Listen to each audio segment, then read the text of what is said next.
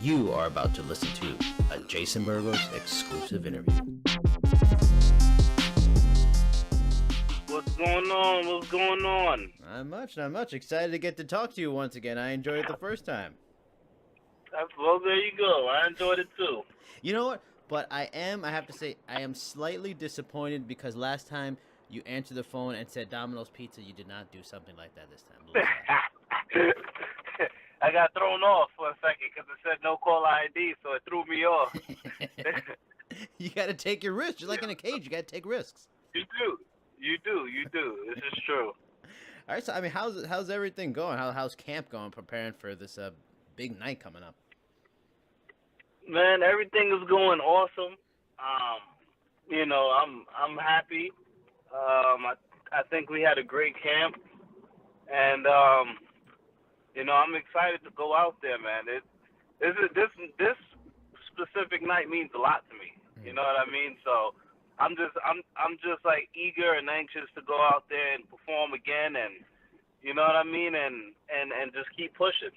How does because you had the 2 fights in like a 6-week period, you went all 3 rounds in each fight. How's your body feel? Like, are you as 100% recovered, good to go as a fighter in MMA can ever be?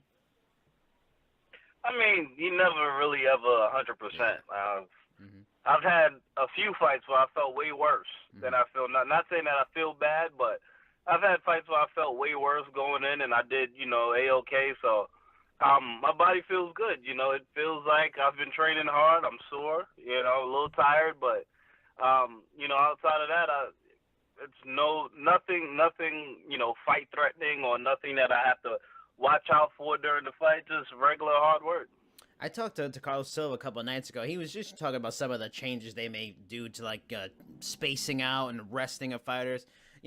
What did you think of through the season with the 2 fights in that amount of time, then this break into the playoffs? Did you like it? Are there any adjustments you would like to make to it? Any switches? No, man. I've been doing my whole career a certain kind of way, and so far it's been working pretty good for me. So ain't really nothing really that I have to switch. I just train hard the way I've been training and go out there and looking to get ready to fight, and that's that. Now, how are you mentally and physically planning for the possibility of 2 fights in one night? I'm guessing this would be the first time for you. Is there a thought to conserve a little and save some energy for that second fight? Or can you really not run that risk with the quarterfinals only being a 2-round bout? You can't run the risk. You might mess around and try and hold back and not make it. You know what I mean? So you have to take it one fight at a time. And so right now I don't even see the semifinal bout. I just see the quarterfinal bout, and that's where my eyes are at. It's 2 rounds, so I have to go out there and I have to be dominant as all heck in these 2 rounds. You know what I mean? Like, to go out there and show everybody I believe I'm the best 145 on the planet. So I got to go out there and show people that every time I step out there, So that's exactly what I'm looking to do. Yeah, I'm glad you brought up, being dominant both rounds, because I was looking at the rules and regulations for the playoffs, and it was saying that if there is a draw in a playoff bout, the first round winner would win the fight. And I was going to ask about, is there an added kind of anxiousness, or maybe not pressure, but a little bit extra to the fight itself, because I've got to get off to a quick start. I can't have a so-so first round. I've got to get that first round at the very least. Definitely. I mean, at the end of the day, to be able to win in the fight is to be able to win a competition within a certain rules and guidelines. And so the rules is, should you win one and he win one, it's going to whoever won the first round. Mm-hmm. So with that being said, with that rule set, going into that first round, it's a must-win situation. You know what I mean? Not saying that you want to lose the second round, but if you're going to lose a round, it would be the second. Mm-hmm. You know what I mean? You have to win that first round. And then again, if you lost the first, now you have to come back and possibly get a finish in the second, or and if you did win the first round, you got to know that he's going to come and try and finish you in the second round. So either way, I mean, both rounds are going to come and it's going to be a serious fight, man. So you just gotta do what you got to do. Now, fighters go through a fairly active warm up leading into a bout. Now, does this, with possibly having for two fights, have you and your team talked about, is there any change? Will you warm up a little bit less to try to get a decent sweat, a good sweat? I mean, what would you do in between two fights? Have you talked about, are you going to still kind of go through the same warm ups and use up the energy? Are you not? Are you going to try to recover? Like, how you guys plan on handling getting ready for that second bout? To be honest, I don't even know how much time we got in between fights. To be perfectly honest, Yeah. Do you know? I mean, all I saw in the rules and regulations, it was just making the point of they would make sure that the two sides of that bracket would fight around the same time. Like there'd be, say, your fight and then the Palmer and his guy fight around each other. But yeah, it didn't specify how much time it would be in between. So I mean, I would imagine they're gonna probably give you guys 45 to an hour, maybe. I would hope. Well, I'd probably just relax and chill out for a little bit and then get right back to it. Do you have to keep staying warm though? Because do you not want to tighten up and or cool down too much? Do you kind of have to do? What do you do? Just put on, a hood, a couple of shirts, a towel on your head, the sweatpants to just try to always keep your body warm the entire time? Yeah, I mean, I'll probably be in sweatpants and sweatshirt regardless. That's just my normal attire. And, from there, I would, when it probably maybe 30 minutes prior to I'm supposed to be out there, I'll go and I'll warm up and we'll get to work. Now, you fought your quarterfinals opponent, Alexandre Bezerra, in Titan FC 2 years ago and won by decision. What do you remember from that fight? And do you think he's changed at all over those 2 years? Man, so I remember, I was feeling comfortable everywhere in the fight up until the fourth round. In the fourth round, I took a lazy shot, and, man, he had me in a world of trouble. He had me in almost every submission, possible. And somehow, some way, man, I fought my way out of every single one of them, and I came back in the fifth round and almost ended it. And so, he's definitely a tough dude, man. He's a tough dude. Nothing but respect for him. But, do I think he's grown? I can't tell you because I really haven't seen him fight much afterwards. Mm-hmm. But I do know that I've grown since that fight. And I do know that I've gotten better. And, I'm looking to, at the very least, have the same outcome. So when I say very least, I mean me be winning by decision. Yeah. I would like to go out there and put on one hell of a show, man, and really go out there and show everything that I've been doing. Specifically, where do you think you've changed in those 2 years? Man, everywhere, man. I've been doing a lot of grappling and stuff lately, man. A lot of I haven't wrestled in so long. And jits, I've been doing jits a lot more, and I continue with my striking. I still strike at least 6 times a week. So I really think I've grown in all aspects of the game. I think I'm a better mixed martial artist right now. So I'm excited to go out there and show that. Now, you mentioned, of course, and it's the right frame of mind that you're just focused on the quarterfinals. You're not thinking about that. But because you have to fight on the same night, have you and your team at all looked at Lance Palmer or just thought about Lance Palmer and Max Koga a little bit? I mean, Palmer you fought before. Max Koga would be the first time. Have you thought about him a little bit, like in some area of mental preparation for the eventuality of facing either man? No, not at all. I can honestly tell you we haven't said anything to each other about the semis. We just focusing on the quarters right now. You know what I mean? I feel like you do want a game plan when you go for a fight. Obviously, if I'm fighting somebody that's a better striker than me, my goal is not going to be to go out there and keep the fight on my feet. You know what I mean? So you do want to, based off of certain commonalities that a guy may throw or you do want to game plan and be like, all right, this is where you would now initiate your stuff, you know. But I think in the essence, like if you're talking about fighting, like at the end of the day, people are going to do what they're normally going to do. So no amount of preparation is gonna prep you for that. For example, if I'm fighting somebody that's a wrestler, when you hit them hard enough, they're gonna shoot because that's what their body automatically knows how to do. Mm-hmm. You know, if you go to hit somebody that's a striker, if you hit them hard enough, they're gonna cover up and look to fire back because that's what their body knows what to do. You know what I mean? And so, when I go out there, man, I'm looking to put somebody else on the defensive side of what I'm doing. You know, so in that case, it really doesn't matter who I fight. Whether I fight somebody that's a grappler, a striker, or whatever, like I just told you, I'm well-rounded. I feel confident in every part of my game. So if I'm being honest and telling you that, then it shouldn't matter who I fight because I'll figure out a way to beat them. No. You know what I mean? And that's just how I feel about it. That's how I feel about it. Now, you fought Palmer before, and me, you know, both of you guys former World Series fighting champions. You know, most, I would imagine, going into the season, we're thinking either you or him as the favorites. Is there, I think I remember talking to you the last time about a little bit about the tournament and, you know, want to get the best guy out first. Is there, in a way, strategically, do you wish you'd have had him in the first round and gotten to fight him, such a difficult opponent, earlier than later?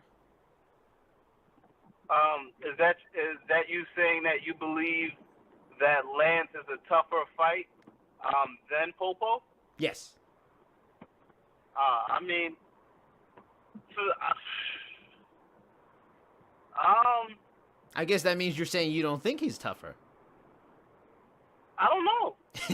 I'm not sure because here's my thing, and Lance is a cool dude or whatever. I don't got no quarrels with him. I know he's been saying that he's itching for the rematch and yada yada yada. I don't got no quarrels with Lance. I don't got no problems. Honestly, I don't have no problems with anybody. This is just what I happen to be doing. You know what I mean? It's not like I'm fighting somebody because you know they killed my mom or something. You know what I mean? I just feel I'm the best featherweight on the planet. I just enjoy fighting. It's just what I do. You know, so for me, like. At no point in time when I was fighting Lance, you know what I mean? Yeah. If you go back and watch the fight, there was no point where he had my back, where he had me, you know, in the guillotine where I needed to fight out. No point was I rocked and I was dizzy and had to, you know, find I wasn't in trouble at any point in time in that fight. But you cannot say the same about Lance. Mm-hmm. I believe he got dropped in the first, second, and fifth round. You know what I mean? Correct me if I'm wrong. If you get dropped, that means you got hit and you're in a little bit of trouble. You know? Now, with Popo, I almost dropped him in the fifth or whatever. Like, you know, he ate some leather, but at least I could say for Popo, in that fourth round, he had me in legit trouble. I legitimately had to fight off submission. Mm-hmm. You know what I'm saying? Yeah. And so for me, I'm not saying that Popo's tough. I'm not saying Lance is tough. I'm saying they're both tough fighters. And to have them both on the same night, for me, I think is a plus. No disrespect to the other side of the bracket. I mean, there's tough guys all shoot. The dude that just fought, Malajiri was a tough dude. That dude, he can take some shots, and he gave some shots, too. You know, he had no quitting him. He was fighting right down to the last bell, and I respect that. I respect that 100%, 110%. Siler, we've seen Siler get rocked. I fought Siler as well. Siler had me in trouble with guillotines when we fought, and I've seen him get rocked in that first fight and come back and pull off one hell of a triangle. You know what I mean? Like, all these guys are tough, man. You can't really – I'm not really putting anything past anybody and saying, man, I want to fight him because he's the easier fight than this. No, the moment you think that, you're going to get put in a bad position. I respect all these guys in every part of the game. Mm-hmm. Now, you know, and I train hard to be able to battle with them in every part of the game. Now, obviously, you're going to try to win the $1 million. You have your goal, your mindset on winning, but if the person who loses in the quarterfinal makes 50,000, the person who loses in the semifinal makes 100,000, and then the runner-up still makes $200,000. Now, are those, we're assuming, and I believe it too, that you're going to get the million. But even if you only get those, are those some of the biggest purses in your career to date? And does it make it feel more worthwhile that you are with the PFL, you did the tournament, I mean, you're in the playoffs, and it was worth it because you're still getting to make big money outside of the $1 million than most people are making even in the UFC? Definitely. I mean, some people, like, for example, the other night I got messaged by an individual, and he was like, "Hey, Dre, I'm a big fan. When will we catch you in the UFC, man? I think you're one of the top featherweights, and I'd love to see you compete against those guys." And my whole thing is, are you fighting for fame or are you fighting for money? Because if you're fighting for money, like you just said, should everything goes well in this tournament, those are bigger purses than guys are making in the UFC. Mm-hmm. So what would be the difference whether I fight here or fight there?